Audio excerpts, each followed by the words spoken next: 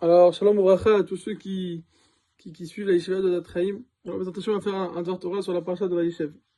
Alors, dans la paracha de Vayishev, il y a un passage qui dit Vayishov Reuven Habor, Vayne En Yosef Babor, Vayomer Ayeled Edenu Vani Ananiba. Alors, le passage qui nous dit que quand les frères de Yosef, ils ont jeté Yosef dans le puits, et Reuven il est venu, le passage qui dit Vayishov Reuven Habor, que Reuven il est retourné vers le puits pour aller sauver Yosef. Et finalement, il a vu que Youssef était déjà vendu, et donc il n'était plus dans le puits, donc il a été complètement bouleversé de ça. Le Beth Alevi, il ramène un midrash, que le midrash dans Brishit Rabba, il dit, c'est quoi Vayashov Reuven el Habor?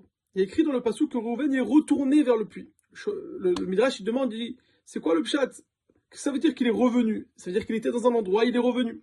On met un midrash, le midrash, il nous dit, il est revenu d'où Reuven? Il est revenu de l'endroit où il faisait tchouva. Parce que comme il faisait tchouva, pourquoi? Il dit le midrash, parce que comme il avait fauté, avec quand il a mis le lit de son père dans la tente de Léa, une fois que Rachel est nifteret, quand Rachel a quitté ce monde, qu'est-ce qui s'est passé? Yaakov il a mis le lit dans la tente de Bilha, qui était la servante de Rachel. Reuven il a dit, ça se fait pas pour ma mère. Alors qu'est-ce qu'il a? Il a pris le lit de Reuven, Reuven il a pris le lit de son père, il l'a mis dans la tente de Léa, sa mère. Et après, que je vois lui a dit c'était une faute de faire ça, c'est pas bien, c'est un mépris pour Yaakov Avinu. Alors qu'il a fait, donc il faisait tchouva, il se repentissait sur la faute qu'il avait fait. Et il te dit, le Midrash, que au moment où il se repentissait, après il est parti, il est revenu de cet endroit où il s'est repenti, où il faisait tchouva, pour aller sauver Yosef. Il dit le Beth Alevi, il dit le Beth Alevi un truc bizarre. Il dit le Beth Alevi, je comprends pas. Le Midrash, qu'est-ce qu'il nous dit? Il nous dit que Reuven il est revenu. D'où c'est le Midrash qu'il a fait tchouva, quel rapport avec la tchouva? Il dit parce qu'il y a écrit dans le passage Vayashov Reuven, que Reuven il est revenu. Et revenu, ça nous rappelle la tchouva. Le Beth Alevi demande une question, il dit je comprends pas. Il pose une question, il dit quel rapport? Pourquoi le Midrash? Pourquoi ici le passage qu'il a décidé de nous rappeler la tchouva de Reuven? Quand Reuven lui va chercher Yosef dans le puits, là, soudainement, la Torah veut nous faire rappeler, attention, il a fait tchouva sur, là, il revenait de la tchouva qu'il avait fait par rapport à la faute qu'il avait fait. Quel rapport? Quel rapport entre la tchouva de Reuven sur une faute une autre faute complètement, avec le sauvetage de Yosef dans le puits? Pourquoi la Torah elle décide de nous rappeler ça ici? Comme ça, il demande le Beth Alevi. Quel rapport entre la tchouva et le sauvetage de Yosef? Alors pour répondre, il y a une question fondamentale. Rabban Kotler, il demande comme ça. Il dit, il y a quelque chose qui est étonnant.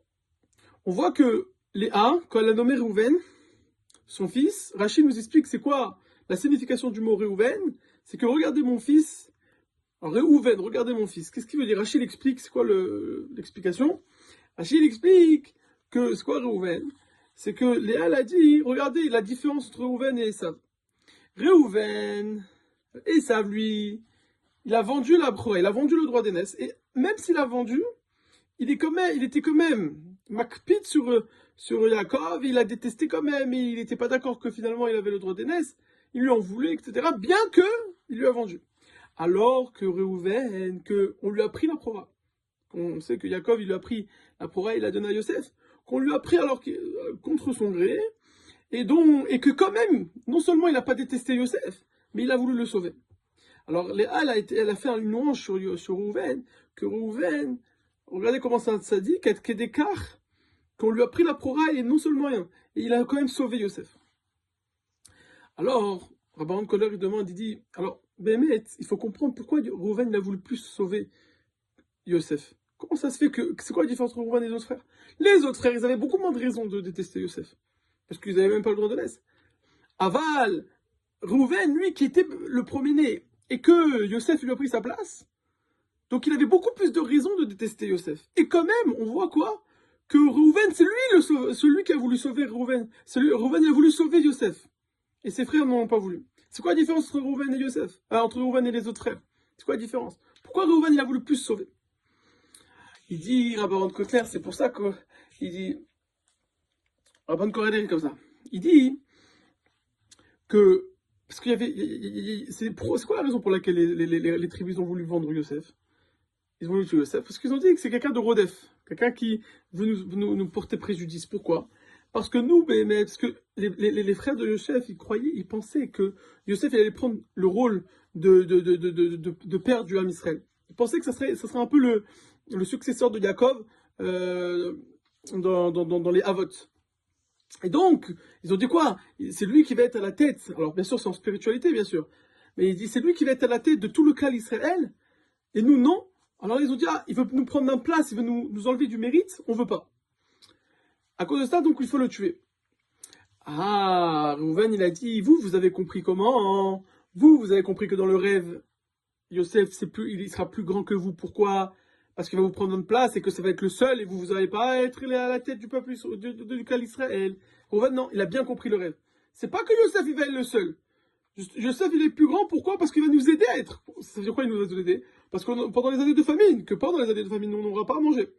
Et que Yosef, il serait à la tête du peuple il serait à la tête de l'Égypte, donc il pourra nous donner à manger. C'est ça, il va nous permettre de vivre et d'être à la tête du clan d'Israël. On voit que Reuven, il a bien compris, il n'a pas jugé mal Yosef, il n'a pas dit que Yosef, il va leur prendre leur place. Il n'a jamais dit ça, Reuven. Reuven, il a bien compris. Il nous dit, Rabbaron Koter, c'est quoi le pshat? C'est parce que Reuven, il était en train de faire tchouva. C'est pour ça que le Midrash, il nous dit que Reuven, il était en train de faire tchouva, et c'est pour ça qu'il a sauvé. Pourquoi la Torah nous rappelle, au moment où Reuven, il va sauver Yosef, la Torah nous dit, attention, il faisait tchouva. Parce que c'est ça, c'est la tchouva qui a fait en sorte que Reuven, il a sauvé Yosef plus que ses frères. Alors c'est quoi la raison? Omer Rabbeinu Yonah nous dit, c'est que la tchouva, pour faire tchouva, il faut avoir de l'humilité. Pour que quelqu'un arrive à faire une tchouva sincère, il faut qu'il soit humble. Il faut passer par une soumission, de se rabaisser pour faire tchouva. C'est pour cela que Reuven, comme il était en train de faire tchouva, donc il s'est complètement rabaissé. Donc il n'a pas tenu de rancune. Il n'était pas rancunier envers Yosef. Et au contraire, il a bien jugé Yosef, il a voulu même le sauver. On voit de là que pourquoi la Torah, elle mentionne la tchouva de Reuven au moment où il est venu sauver Yosef, parce que c'est ça qui lui a permis de sauver. Pourquoi Reuven, il a réussi à ne pas garder de rancune envers Yosef et ne pas jalouser Yosef? C'est parce qu'il était en train de faire tchouva, il était humble, il avait cette humilité. De là, on voit que la jalousie, elle vient de l'orgueil. Un homme qui est jaloux, c'est un homme qui a de l'orgueil. Quelqu'un qui est orgueilleux, qui a ce problème de Midat Ga'ava, alors là, il peut avoir des rancunes envers les gens, il peut prendre mal des choses. Évidemment, les tribus de Shvatim, ils étaient mamash, c'était des grands dans la question de l'humilité. Aval Reuven, il avait une humilité encore beaucoup plus forte que ses frères qui lui a permis de ne pas être jaloux de Yosef, de comment se rabaisser complètement pour pas voilà, avoir du mal envers Yosef. Il y a quelque chose de très sympathique. Rabbi Israël Salanter nous dit que il y a une Gemara dans Brachos. La Gemara dans Brachot, elle dit il y avait un maaseh avec un chassid. Une histoire que ce chassid, la veille de Rosh Hashanah, il a donné de l'argent à un pauvre la veille de Rosh Hashanah. C'était une année de famine, alors il a donné de l'argent à un pauvre la veille de Rosh Hashanah. Et sa femme, elle n'était pas contente. Sa femme, elle n'était pas quoi, qu'est-ce que tu donnes de l'argent à un pauvre la veille de Rosh Hashanah? Sa femme, elle n'était pas contente. Elle n'était pas contente contre lui. Qu'est-ce qui s'est passé? La Gemara a dit qu'il est parti dormir, passer la nuit dans un bet akvarot, dans un cimetière.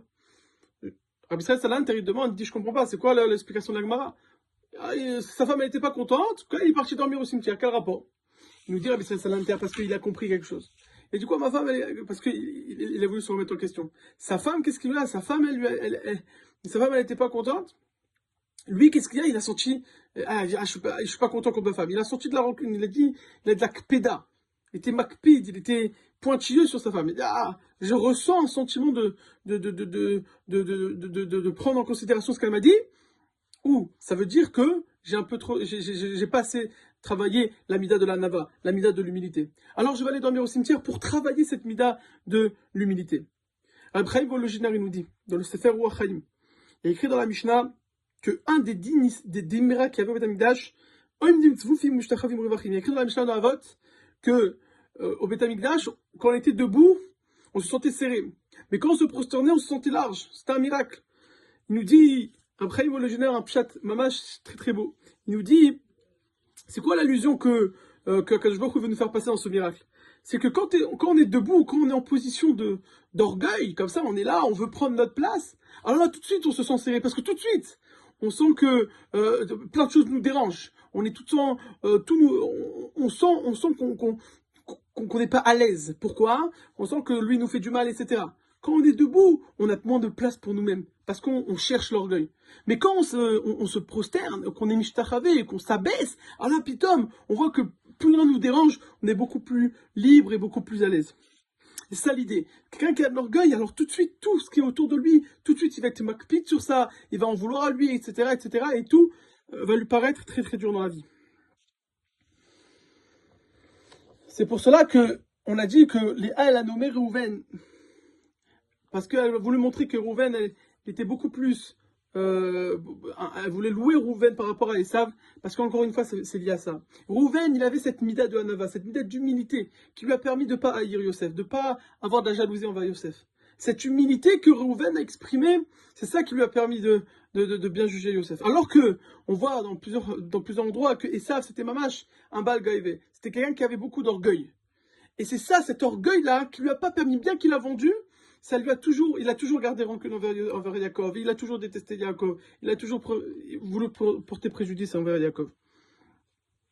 On voit de là que quelqu'un, le Chovat Alevavot, il nous dit que quelqu'un qui a de l'humilité, alors il veut faire que du bien aux autres. Il parlera bien, il va les juger les caves de route, il va pas raconter des choses pas bien sur les gens, il va pardonner aux gens. On voit que la racine du comportement qu'on aura avec les gens, ça vient de l'humilité. Quelqu'un qui a de l'orgueil, alors tout de suite, on me doit ça, si quelqu'un m'a fait du mal, alors c'est pas bien, je suis makpid, j'ai de la rancune, etc., etc. L'humilité, c'est ça qui va nous permettre de pardonner aux gens et de ne pas avoir cette rancune envers les gens. Et c'est ça qui va nous apprendre Reuven. Le Midrash, il nous dit, attention, regarde, pourquoi Reuven, il a réussi à sauver Yosef plus que ses frères, parce qu'il faisait tchouva, et tchouva c'est l'humilité. Il s'est rabaissé en disant que qui je suis, pour pouvoir avoir de la rancune envers Yosef. Et c'est ça qui lui a donné cette clairvoyance. De là on voit, alors on va prendre un grand yesod de la paracha, que quelqu'un qui se soumet, quelqu'un qui a beaucoup d'humilité, alors tout de suite, toute la jalousie, toute la colère, tout va s'enlever. Pourquoi? Parce que quelqu'un qui dit, moi, j'ai pas de place, quelqu'un qui ne s'enorgueillit pas, qui n'a pas d'orgueil, qui a beaucoup d'humilité, alors tout de suite, il va pardonner aux gens, les gens, il va pas garder rancune. Alors, on Bezrat Hashem, chez Niske, qu'on va travailler sur la mida de l'humilité, et Bezrat Hashem, je vous souhaite beaucoup de brachot à tous ceux qui nous suivent. Shabbat shalom à vous tous.